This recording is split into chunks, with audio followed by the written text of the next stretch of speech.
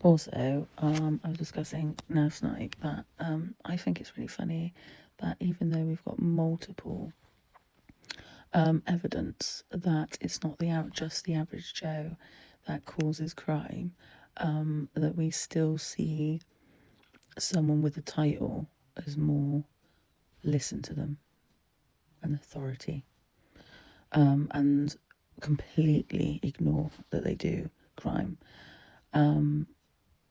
because we're told we can't do anything about it as well. But I still think it is weird that so I go to crime shows live to do with psychology as well. And even this psychologist, this female psychologist, it shows she did not go through any experience when she was blathering on about, oh, well, I have sessions with people from prison and stuff. But now she's like a TV therapist. So it's like, I'm sorry, I don't see any importance to that. But even she was like, and this is everyone gets taught this, if they've got like a fucking long trench coat and they're creeping around and trying to give you bags of sweeties and they look different to everyone, they're bad. They're criminal. They're weird. They're horrible. And most crimes are committed by normal looking people. Normal looking people. It is definitely from our upbringing of being racist and ableist. It's definitely that. That's why the class system will never go, because people really like to go on about how working class they are, and rich people like to show that all the time they're privileged and stuff, and we fight all the time with that, and governments make us fight and pretend that we're shit when we've come from working class stuff. And we're always told that most likely that someone will attack us is going to be a creepo, but actually it's because people don't want to admit it's coming from your house, it's inside the house, because you're most likely going to get attacked by a family member or a partner more than a stranger.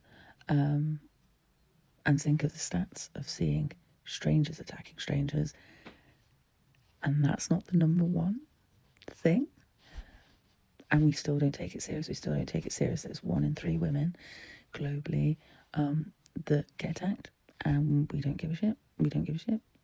We don't give a shit. Still seeing lots of stuff where people think just because they're doing posts about oppressed and crime that you sort of get on your pedestal and start shouting at people that follow you, but they follow you because you have the same thought process or near enough thought process as each other. But you have a go at people for not doing anything, but then you also aren't really doing anything. You've got amazing women like Gemma Clark, where she is doing stuff. You've got all these women groups that generally going out and protesting and starting organisations and starting groups, community groups and support groups and charities. You've got the Red Heart campaign in Australia with Shelley Moody. Oh, Charlene?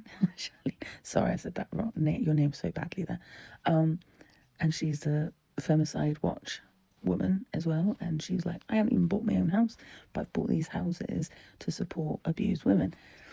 And she's the one that tells you how many women unfortunately have been killed throughout the year in Australia, and also same as children throughout the year.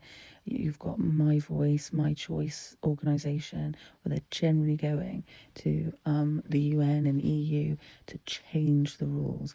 And the thing is, you don't have to be that big to do a big thing like that, but it does annoy me that we constantly act like we really need to fight with each other, and we still also, not only that, but we still just have such a closed-minded view of the world and stuff like that. Like my children go to groups, and even they are saying, don't get in a stranger's car, correct? But then they just sort of go that stupid way of going, oh, if a man is like walking down the road and he looks a bit off, and creepy and stuff, then, you know, call the police, shout this, shout that.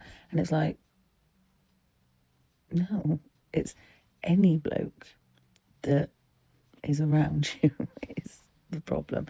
Yeah, we sort of get taught that everyone's a bit, if they don't look like a doctor, prim and proper looking, then they're dangerous. It's definitely a class thing. It's definitely an ableist thing. Yeah, it's definitely a cultural race thing as well. It always is. Because you just have to look at the papers as well, don't you? Where we more really harp on about non-white people doing crime, more, and women, more than the average white man. I don't know if it's because people are just like, this is so normal, which it shouldn't be, but it's so normal to us that we ignore it. So to get people buying your shit, you have to point out it's everyone else apart from a white man. Because that's what it looks like to me. And we're teaching girls awful still. Like I said, it's that psychology crime thing. And even then she was like, they will only attack you if, you know, you curl up and all look all worried and panicked and this, that, and the other. And if you look a certain way or you walk a certain way, and I'm like, no, no, no, no. Because I went with my friend who's got cerebral palsy, and I said, you're louder than me. You were wearing, she's a big Grease fan, so she had a pink ladies jacket on. I said, and because of you, you're walking different and you shout when you talk. I said, everyone was looking at you. I said, and then the audience went back together because people didn't realise I was with you because I was just dressed in all black and I looked like a plain Jane. I said, the amount of times we ignore when plain Janed girls and women get attacked is ridiculous. We only really go on about Sarah Everard, which we should always go on about Sarah Everard, to prove that you do not need to be dressed a certain way or look a certain way to be attacked. And it's the same as a man. A man doesn't need to look like a certain way to attack you or be from a certain job to attack you or be from a certain religion or anything like that. We are still teaching people, especially women and girls, bad shit. And I'm sick and tired as well of we have to foot the bill for our own safety. It's great that people are showing awareness and products that could help you feel safe and be safe. But why are we always footing the bill when talking is for free and listening is for free?